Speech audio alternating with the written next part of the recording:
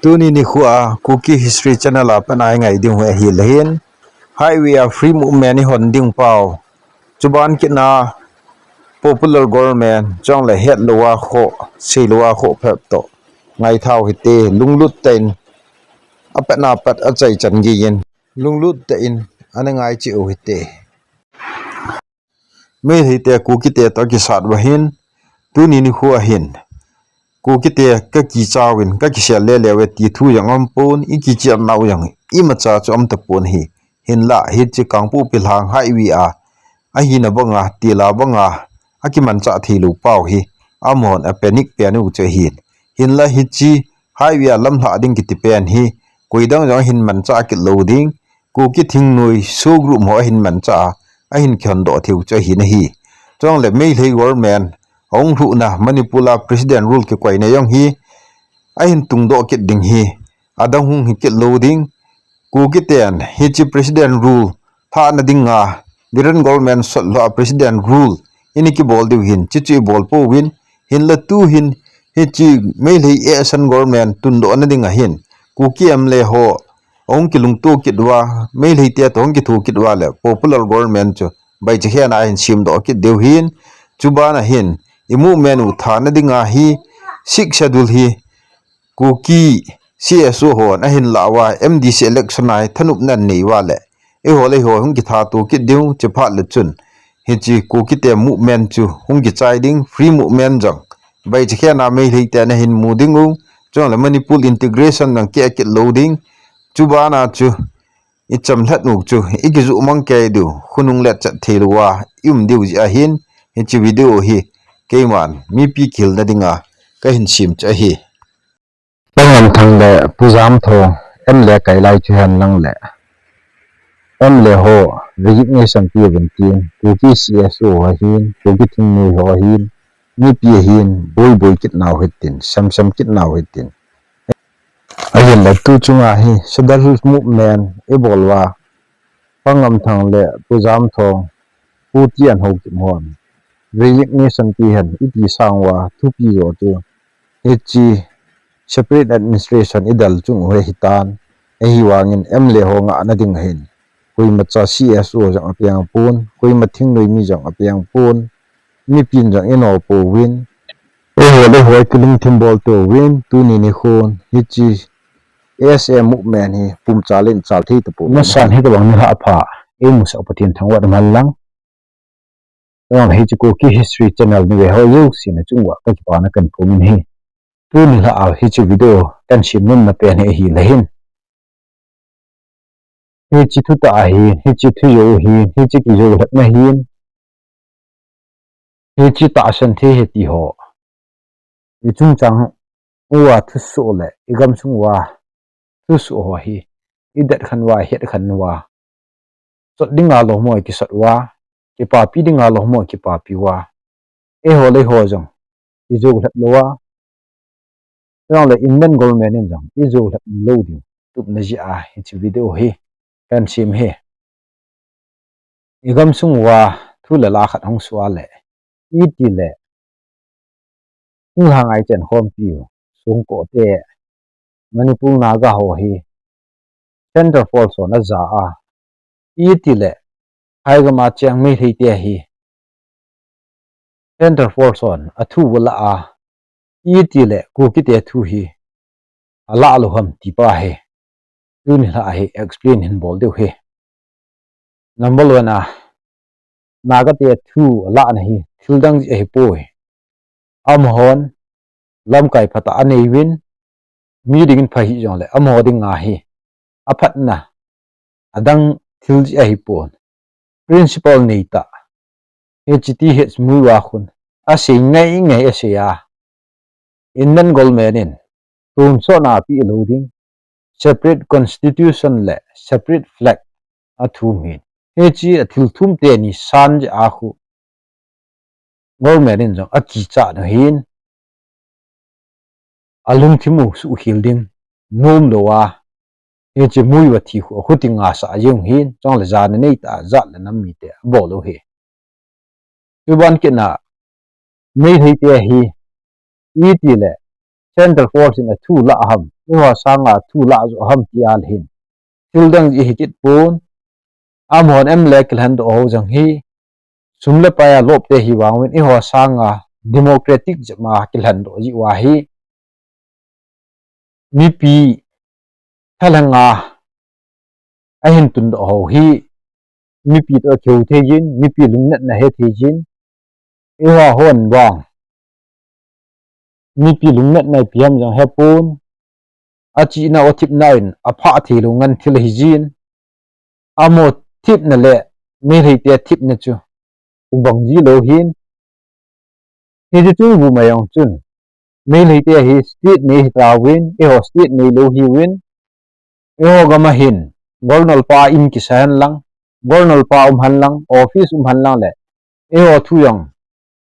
gi chat na la ding hin chong le athu wi la he al ek pin pin hui ke na ti jum su ne the he ta i thu la ding hin a hin la tu ni khun phai abu sa in Manipur agitia la me rei te majority hin ai a chu hi chu gornal pa chu me rei te thu la a hi chu ba na chu center force on jong gornal pa tabang banga chu me rei te thu he ala u hin e ho jong me rei te tabangin central in itu la han ti wale e hon jong separate administration hi tu wa gam tu mai ki pu wa government gornal chumin itung wa wa hin ho a hin ho pha le hin ichi center force wa han lang ku hi yong le e ho chu i hin za de hin ama wang tu ni khwa hi awe lai hung chen khom kit wa le me hi te thu kitan lo hi la ku ki te thu chu imit mo na neo neo jong la pha cha imit mo na ji wa chu got na sang ta ta hung chan diu he chu chu i khet u ngai in hi chong le me hi ten gornal chu ma nei wa in khu man bang wa hi tu chung hi e hon jong ni ta bang lam pi chu i ki sim tu du ngai jin chong le e mi te thu hi pulang pe e sei win a jing la dan lo be khanin sepai si wo khanin alo lo lo the yi we chi chu pi ham ti al hin adang ai ji ai pun em le ho klan do daw chu i klan do danu chu sei te po hitin ama wang principal ni lo lamkai im ji wa hi zania se chum tu na se chum jingla se kit ding a chum nei hei te pa dung ju ya hi inam thu se ding dan wa do ai ji a hi center force on jong ni thu hi ala thi lu hil che hin hi aban kin ai se no mu che hi le ko ki zo council ko ki am le ho su group ho ahung ki khom ve iti po po wal hen Mipi deep cha ji win aji cho mo chu ngai hon ta san na ini thi lu che hi teng la mo ki khop batam zo hi popular government tu ung ha gina pa na hin amo jong hi tang lu hi la ki khop mu che hi hi chi separate administration i kam vai sewa practical ai to do num lu ji wa hi ta banga mi khung bo dung ju ai hoi la mo che hi bon hi chi Ministry of Home Affairs to ikho pu pu wale e ho dinga machal nam lhila nungchal na hi jing ke pa yong hi tildang ji hi pon principal nei lo i hi ji wa hi chi su ji hi bon hi principal nei lo hi na pau chu hui la ya ni ki phungam ti le home minister pan campaign ni bola BJP em le hi za nan sot do wale ko ki ten ki sina mu de he ni ti hi e hon jong hi chi BJP em le ding a chun SOP iji cha ikenai pi mo mo ho eta bang ticket chi dal pi win i hin pi win he cha chin hin son kai ta win hi home minister pan ku ki te chu BJP government tun do na dinga an dei mo mong che hin he cha chun i ho aku na kinep na lin ta amu aku na chu mei thei ten jang ku ki ten hi chi BJP hoi a hen sot kai wa le BJP hat de ti husana chu BJP Manipur State Unit ho chen campaign ki bolwa BJP MLA chu ha kai kha hin hi chi BJP government lit bol na nu ye chun galhong umtan biran lit na nu ye chun hi chi sunga chun president rule na dinga hin hi chi government suboi dinga chun ku ki MLA ho khat chan panila powin asu boi jiong he powin MLA ngawa le e ho ringa tha sam na ding ham ti pa chu e hon e ho gel dan dan chu di pen ding chu ni sevin e hi wangin he chi MLA nga lu na point chu hi le hin Twitter ho social media ho a MLA khat title hinanu ya chu thu se al hen gi ding ham ni ti pau chu hin he chu chi evolve MLA khat hi ji a thu se wa gi ding hi ala chi thu chu kholang pe pha ding ai ta a hi wangin ma chang chu apong ta pui a hin la BJP government chu biran lit na chu i kai thayuk ta puwin a hi wangin mei thei te ka ki gin mo tu na ki dei mo tu na hung pha na chun hi chu government chu ahung thuin president rule ahung ta na hi government salwai thelo ding het phat wa chu adon wai am thelo pha na chu hi chu president rule chu central in hin kwai chu hin tu jing a jong hi BJP government hindo kin na ding a chu home minister paen ku ki thing nui ho ko mai pi sei dham ku ki MLA ho ko mai pi sei ding ham ku ki MLA hon thing nui ho ko mai pi sei ding ham thing nui hon ku ki zu council ho ko mai pi sei dham he chi chu a ching the yu sin het kiu kiu che hin tu ni khwa MLA ho thu ki sei jing kya ya MLA ho thu ki sei po po ala popular government thu Manipur Legislative Assembly nuya umding thu he chi thu hi sei jing kya lai si wa hi separate administration ni tiu then ha gama ki gam hlan hi win hi tu ni khwa hi MLA ho khom ding public ho to mei thei te ki kol khan ding minister ho khom ding Mipi to mei thei te langa ki sat ding ki thoi tup lai si wai ho ding a bulal na hi jing kai ding hi tu ni khwa e hon ini bol thelo Manipur government chu mei thei te la mei thei te Biren government chu yong Halloween he chi Manipur government chu akai thu tawin president rule hi he ta chu na hi tan he chi hi o ngai lut ja ki koi yong che hi pun amo ka leadership am thelo wi a he chi hung su hin e ho in emle hi na sacrifice bolwa resignation ni pi wa le hi ta bang government thu nei so na ni ding ai ta bu ni he chi bol thei po win amo la mong ki kai thu na wa yong hin e ho na cho hing kit na dinga he panila wa le he chu zat la nam ngai lut na ki ti to ki gam that mong mong hin hi ta bang bol ho chu zat la nam ngai lu eta thu simin a hin sei ding jong a hin ai sai pon hi tu ni khwa me hei te to ki khan ta e chi Manipur Legislative Assembly ahung hin do kit na ding popular government hung te form na thei dinga chu e hon amit sa khungwo dungju ai lam diu ham phai sunga thu la la kinot dungju ya khu e hoi lam diu ham he chi bolding wa lom che hi ta pon hi tu ni khwa ki khan loi wa ki khan lu loi diu pa hi thil di hi pun nam khat hi na wayong hi chi tu na thei diu yong che hi nai sai pon hi he to bang popular government hung ki se ya pa na hin ku ki MLA ho to su group ho suban ki na ku ki zu council ho ki hu na hi munizat bam khat aw min he chi akiza je jing in hi amo kyu chanwa hi Mipi ki pa na yong hinai sai pun chunga pathini na musu ke hin til khat igong ji win ilo sam ji win ilo sam lu pha le press list achum be ai khat ji win min hin ngo gut wa yon le ikilep do thewi ai mawang pathinin cho yu si cho mu hi nanam Mipi na joulhep nau chu Pathen na joulhep nau hi bu ni hi Israel te Egypt gama su ni chan laiwa Paul mena pong thagu ya pong ho chu amo Israel mi te ma ma hi bu ni hi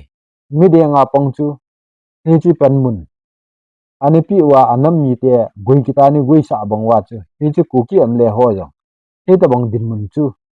e ho ri nga chu thanei na hin te ai yong le hin izat le nam mi ding wa chu gan thei na hin hi chu Pathen lung dei yong hi pu ni hi Tharawin Musi le Aaron ko ba no pa kai kin bola na chi thiu hi numei chapong ho le na gan chateu dal ha na tin hi he cha chun Musi le Aaron in ka chi wa la ka bon wa chi diu numei le chapong ho yong zau ding ka gan chate ho yong kani ka go yo siu to he ta ka chi ding chu ka Pathen lung dei he tin hi tu ni khwa hi e ho yong ku ki te yong hi gam tuma iki wai hom na ding wa hi em le ho si chu phaya kim dan thi yong cha hi pun hi tu ti hi al hin ki khan na thing shel chu em le hon jong na tu mu ngai yin tu a hin i lo jong lew chun me thei te jong em le hi talu no jong em le hi talu no le le tolop sang lu ding bui ding ana ki ngai tu wa na ni ki chat pau chu chu chui talu wa me thei te jong abon wa no ho chen ta bang chang ta no jong mo chen ta bang chang ta hi chi a phai i ti di wei ta bu ni hi he chu chu lu hi la development fund neo neo ho cabinet pu so pu tu na ji a he chi me thei government tun do kit ding i gun pau hi e ho dinga thil di lo ta che hi bon hi Manipur government hi risang kai sing chief minister hung kita ala pa na hi me thei ten chief minister ho de hi wa le khel ding a tha nom win ama wang thing hlang mi anung hi ding hin nom lo hi ta bo win hi tunin ipi bol jong lew han ita bang government hung ki form jong le he chi Manipur legislative assembly no ya chu the government of the ASN for the ASN by the ASN he tho tho ding a hi bo ni he cha chu i ho thu chu iti se du ham he chi tiang la chun hi la bon mit mo na lu hi la bon si nei na lang nei na government nei ati la galat tu lai ki bol jo wa he mit mo na neo neo ho jong sang ta ta ki khai sang di wa hi bo win he chi government amo la mo kilung tu lu wi a na na hung ki tang tha pa hin he chi government hung tha hin kit na ding a hin ku ki chenu ku ki chapa hi wa le ku ki am le hon hi ji ta ki sam ka yin meeting yang bol pu hitin hi ta bongai gal hat lut na thei ding cabinet hi na thei kit ding em le hi na thei kit ding wa hin su group ho mong cha in meeting ko pu hitin su group hon jong no ho le em le ho le ne khwa le na min si ding ji win ku ki ju council te yong chu min se pu ding ko bol bol ji te hi win he ji sang a chun no na khwa na se ding u chu atuma na kheu chu mi pi na ki cha diu hin mi pi hi ta bang popular government han lang and popular government han lang ap government hi yong le me hei te ta to khom na ding mong mong a chu mi pi alung thim jang pe pun hi chilang chu ngai yong ngai num pu ni mi pi ngai num lo che long hi pha la hin ko ki jo council so group ko ki em le ki tho na min hung chung lai lai jin hi chi na minu aki mu yi pha la hin no se thi ma na se yi wang win central langa thung ki pg ministry of home affairs to no to khom ji pha no hin chal na ma dinga nung chal na hung hi jing ke hi yong le so group mo kem sa ji jan yela do ding he ki ti chung cha nga yong hi no se ding na nei thei po we aji chu Mipi ami na tho phawa na ki chip na hin Mipi na bol na ta bangwa hi central in jong no ho na bol son kit jiu hin he chi na ki het thei po we ni hi me hei te aram bai te alam kai ho yong mat thei lo CBI le NIN jong achung thu khul thelo no government in so extension a bol loading pu pu wale hi bong sian na lung leo ji pau hi mi pi to na ge bu sau ta na koi ji pau hi mi pi hina na hin nom lo ji wa hi chi su hin mi pi hi no weng dinga na ta san lo ji wa hi chi su hin mi pi to na gan thi nom lo ji wa hi chi su ji hi bu ni tu nia na ho sei ding thil tam pi amin hi cho chen ho nen sei thei po we na sei thei hi wa le mi pi no thu khela no khela sei ding akyum ji hi wa ngin sei ko ni pi ji po ni he chi kem sagi ke la ro ding ki te ho chu ordal hong su ni le mi pi ding a zat na ma da na na to na u nung chal na hung hi ding ai bo ni me hei to gam gi chin china khu kem do ai sim be du ham ki ti hin I thum be du ham ki ti hin chu chi ma la la e ho zo ong ki la do ding ki to pa hi sei thiam pu hi ti I gam sung jiu yang chu me hei te de a I kem ho ki hin de le ding pa hi pu na no min hi he chi lamkai ho ding a naki met na lo ding wa chun thil pha chu su nan ti yong le zat le na ma ding a he chi machal na ki sim thei pu ni aram bai te bon sumang zo lo wa amo ke mi ho gam lai lunga bon hin chun lut go wa mi ho gam cha mo sei pha ding yang cha hi pun hi chong hin hot na tin thi hi wa le mi pin jong chi zot na bola I da na yang phun ding pi bol mo cha hi poi ai yong le hin langa em le ho to na ki thim ho chal chu wa ku ki zo council ho to gu thim thu na sei wa no ho ding a hoi zat le na ma ding a gu yon ta bong ho thil nin gel pha nu le hi chi ta bong a chu government in jong no ho chu nga he thil khat a hen ta ji hin tu nia kem kilo do ding ho jong hi mi pi na ki phat sa pun no ho chu na de bol win lang em le na de ki shot win lang EPP su dal tu dal ki la yong lau chen mi pi ding a wang chu so group ki to hi ho ding a nam si pai ni thu thu hin na lung gel ho aneu ji walin na lung lit na ding win na zat na nam mi te he ta san win lang chang le amo ta san ta en amo ta san thi ta in na tong win lang lungput pu lau chun I ma chal di hin chang le hi chi em ki chun do ding chung chang ho hin government in a chun do na ding a region pa chu ki chi se la hin si pha do le he chu chu hon hung thu wi ni hung ki yel wi ni zat le kanam mi te to hung ki za tu wi nge yong I ti ding na lai hi tu ni khuwa aji pol bihela I ke mu ning chun ding mo I chong che hi thei pu ni yong le amo chunga na to hi wa le dan le mul ta hi wa le e ho chunga ta an du lam pi yong chom pu biren bona mat ji hen hi wa le lam kai ku hi yong le amat na du lam pi yong chom pu tu ba na yong volunteer ho han lang milham ho yong le NIS CBI na hin hol ki tho chu e ho dinga na lin pi ta tong do chu an hi ji ta win e cho chu na zat na mi banga na gel ji dingu AP organization jong le no hon ki zot bu na til bo hai wi yong ki kha a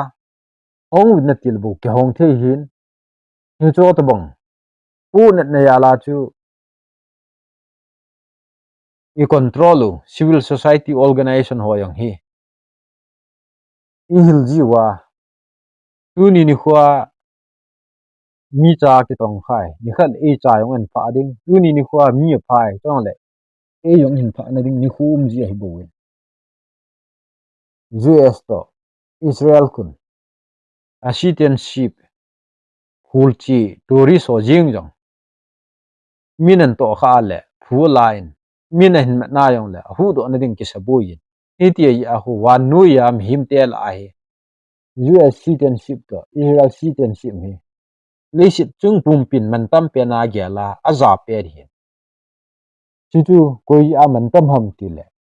agam lam kai ho ben sa lu ta ni ji wa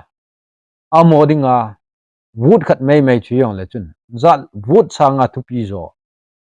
tin san khát hi na pau wi a cho su mil hi wa angai sang hi wa chu wa nui na za hi tu ni khwa ema party ema organization ema edal hi lo wi a chu i kho sa na i za le nam mi hi i ha sam sa le wi man i za lo du he ti pa yong ken se num ki ne hi si ban ki na kan se num ki chai le i movement o hi hai wi a free movement hong ki pi ni la kun i cha hui movement o ke chai ngai to bo ni hi chi hai wi hon na ding chung cha ngai yong hen e hon Ministry of Home Affairs ya bola cho hong ki sei kha yong hen so ground rules kapel ke khapu we chi chu na hon yong na mu we e hi wang in Mipi in village volume tal hin ki sima he cho to chun ki ka tu hin yo ka nat kha pu we tu ni khwa CBI NIN ni ma wum be am yo ka nat pu we chu ti hial hin he chi civil ki bol tu hin he cha hin yo hon he chi hon na ding tha chu ka nei pu we yo hon ka zo pu we na ti du cha he bu ni ni na he chi yam ti la do ding chu ba na highway free movement hum kit ding he chi chu e hon hal nai pi lu hil du he chi chu i hin phal ni la chun he chi chu hong chi thi ni la chun e movement hi free movement a hong ki chai ding separation ki chi thi lu hil ding chu he bu ni chong la hin separate administration dal hi wa la hin to government in ilhep na wa thu ki jing kai six schedule hi ila adingo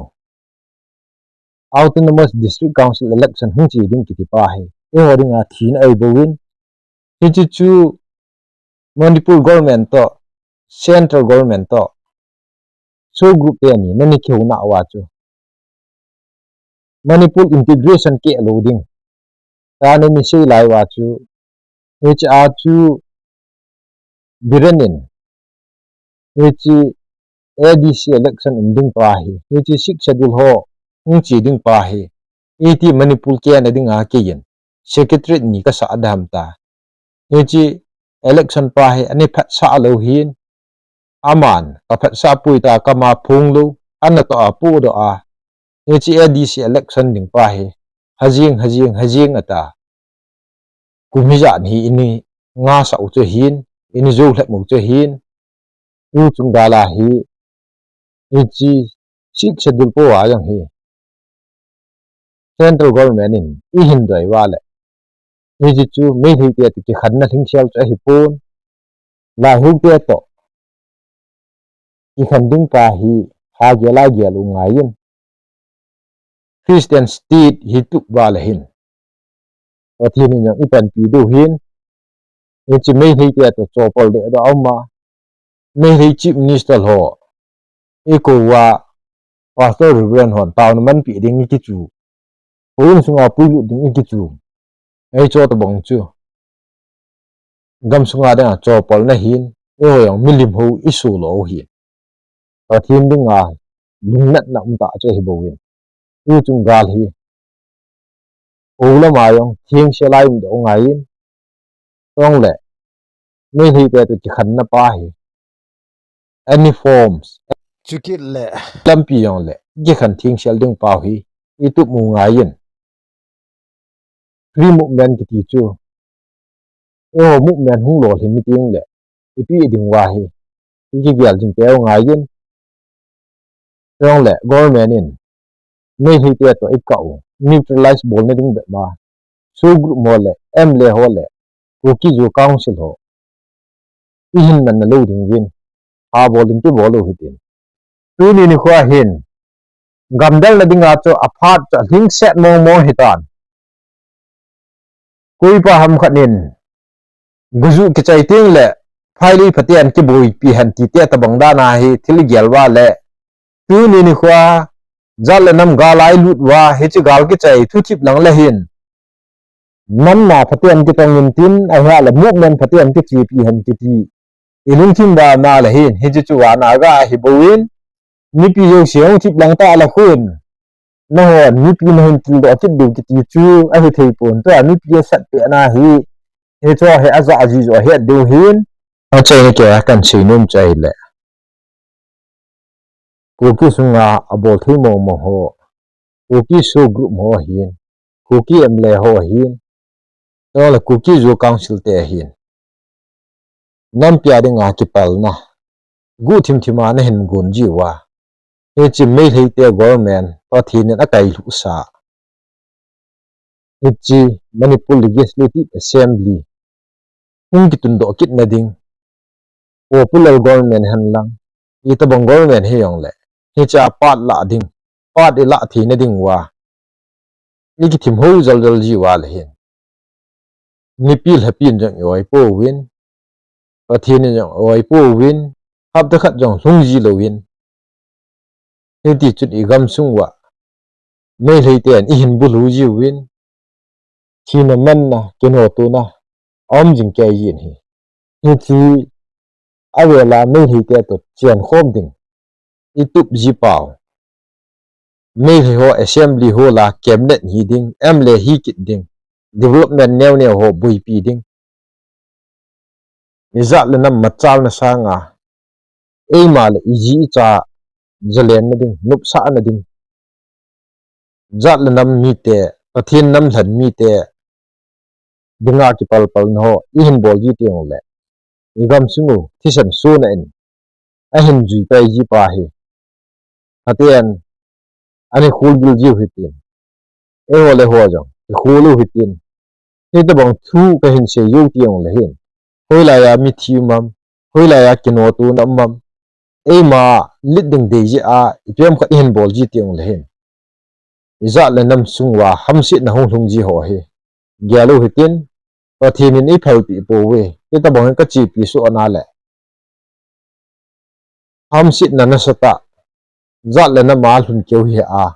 hununga de nga hung ding e ma tin ko tong khathe hi Pathen ni phal pi wai ta po ki pa hi i gyal do hitin ni ta bang me hei te to chen khom na ding me hei government tun do kit na ding hai pat la ding in inung gyal da be hi te ti pa hi tun la video a hi pen si no pen che hi ki pa e chan ni ta na pat chum pg le hi channel hi subscribe like chule sil bol te jing subscribe bol san hi ale like le shielding sumel hi in subscribe bol lo line hi ale subscribe bol te jing ke yong ka machal thei na dingin